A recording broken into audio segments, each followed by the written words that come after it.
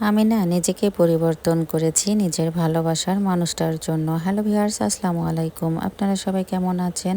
তো ভিডিওটা সকাল থেকেই শুরু করে দিয়েছি। সকালবেলা উঠে আগে হচ্ছে চা আর টোস্ট নাস্তা করে নিলাম, শুকনো নাস্তা। মিস্ত্রিরাও খেয়ে নিল, এই সুযোগে আমরাও খেলাম। আর এদিক দিয়ে হচ্ছে এই তো মামা চলে আসছে, গরু দুটাকে খাবার দিচ্ছে, কাঁচা ঘাস কেটে দিচ্ছে।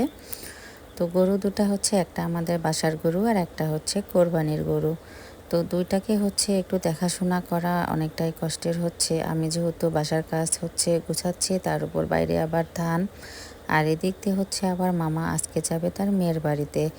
তো সকালবেলা থেকেই টেনশন শুরু হয়ে গেছে যে সারাদিন কিভাবে হচ্ছে এগুলো দেখাশোনা করব। আর আমার যে গেদিবু আছে ওনাকে তো ভরসা না করলেও চলে না, আবার হচ্ছে করলেও চলে না, এমন একটা মানুষ। তো যাই হোক, এই দিক দিয়েই তো ওনাকে বলেছি আজকে হচ্ছে একটু কচু শাক রান্না করে আমরা খাবো।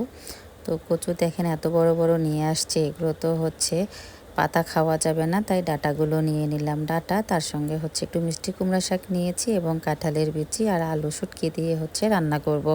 তো গেদিবু এর আগে রান্না করেছে, কিন্তু এই রান্নাটা অনেক মজার হয়েছিল, তাই আজকেও আবার আমি আবদার করলাম যে আজকে তুমি রান্না করবা। তো ও অবশ্য অনেক মজা করে রান্না করে দিল।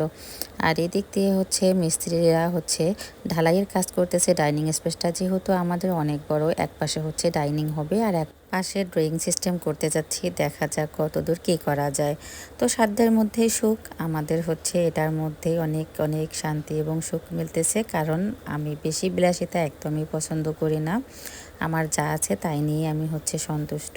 তো এই দিক দিয়ে হচ্ছে সকালবেলা কিন্তু মিস্ত্রিরা এসে প্রথমে কাজেই ধরতে চায়নি। দুইজন মিস্ত্রি এসে বলতেছিল আজকে হচ্ছে নাকি তাদের হেল্পার পাওয়া যাচ্ছিল না, তাদের নাকি অনেকেরই জ্বর আসছে, তো আজকে কাজ করবে না, ওরা অন্যখানে চলে যেতে ধরেছে। তো এই কথা শুনে তো আমার অনেক খারাপ লাগলো।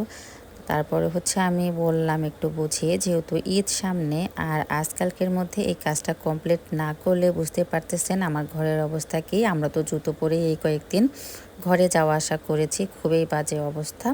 তো ঈদের আগে মোটামুটি হচ্ছে ডাইনিংটা হয়ে গেলে কিন্তু একটু হচ্ছে ধুলোবালিটা কম হবে। আর এমনিতেই ঈদের পর কিন্তু কাজ আমাদের টুকিটাকি চলতেই থাকবে। তো যাই হোক, এটা বলার পরে আবার ওনারা হচ্ছে আমার আবদারটা শোনার পরে ওরা বাসায় বাসায় গিয়ে হচ্ছে এই তো হেল্পার রেডি করে নিয়ে আসছে। আসার পরে শেষমেশ আমাদের ডাইনিংটা হইলো আর কি।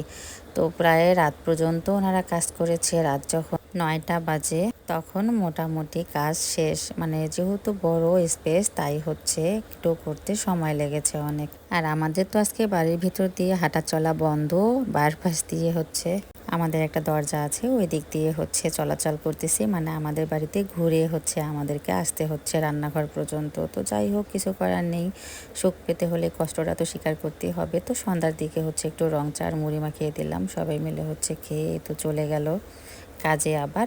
তো লাল রংটা কেমন লাগছে দেখতে অবশ্যই কমেন্টে জানাবেন। ভিডিওটা এখানেই শেষ করলাম, ভালো লেগে থাকলে ফলো দিয়ে পাশে থাক।